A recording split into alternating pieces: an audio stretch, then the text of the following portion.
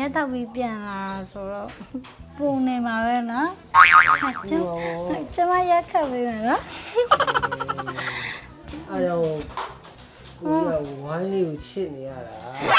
ပြီးတော့ဝိုင်းလေးနဲ့ပဲအတူနေချင်တော့အေးဟောင်မကြီးနေမနေချင်ဝိုင်းလေးတန်လေးချိုးတာ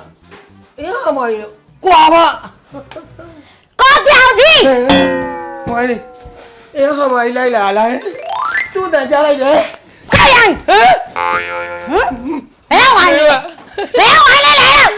ဒီမှာဝိုင်းလဲမဟုတ်ဘူးရှစ်မရစူးစူး